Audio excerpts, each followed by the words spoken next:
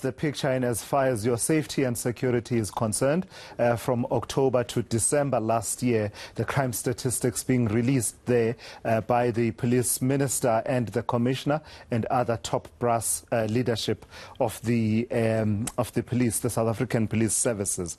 They are highlighting that a number of the categories of crime are down, right? So they're talking about contact crimes being down, but I think the standout figure, and it's the one always reliable statistic, the figure for murder is really impossible to downplay. An 8.9% increase in murder that was recorded in comparison to the last 3 months of 2020. So that's one of the statistics. They're talking about rape being down in terms of the reported cases by some 9%, but still 11,315 people were raped between October and December 2021. And also talking about the picture in as far as, kidnappings. You've not been imagining it. You've not been imagining it, South Africa. Kidnappings are high. They've gone up, certainly in that last 3 months of 2021. 686 more kidnappings having happened in that last 3 months. The figure is around 2,600 in total. So 686 more in comparison to 2020. So you've not been imagining it. Get this last statistic before I bring in Johan Burger. Get this. Aggravated robberies such as carjacking increased by some 13.8%.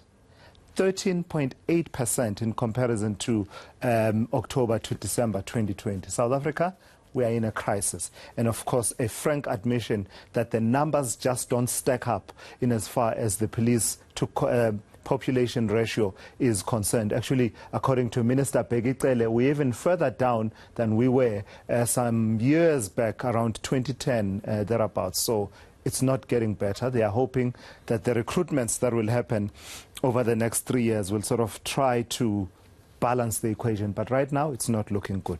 Johan Burger joins me now from the Institute for Security Studies. Good afternoon, Johan. So just your broad reactions to these figures that have come through the crime stats. What have you made of it all? Yeah, it's extremely difficult to arrive at any useful conclusions about the stats. Of course, we are grateful that the police are now providing us with these quarterly crime stats. It's far more useful than the annual crime stats. But the problem I have is that, the crimes, as you pointed out, that are the most credible, such as murder, because you have dead bodies around, very, very difficult to get rid of them, and that reflects an increase of over 9%. If you compare it with the quarter just before, the same quarter just before the lockdown started in 2020, it's in fact a 16% increase. And that is in line with the upward trend that we saw since 2011, 2012. So what this figure confirms is that our violent crimes are now regaining its upward trend that started way back in 2012. As far as some of the other crimes are concerned, we look at aggravated robbery, for example, which tend to look like it's on the decrease, where in fact, I think 4 of the subcategories that the police provide shows increases. Some of those increases are extremely bad, in the sense that if you look at cash in transit robberies, which shows a five incident decrease, or 5 incidents less than the same quarter, or the previous quarter, or the same quarter in the previous financial year.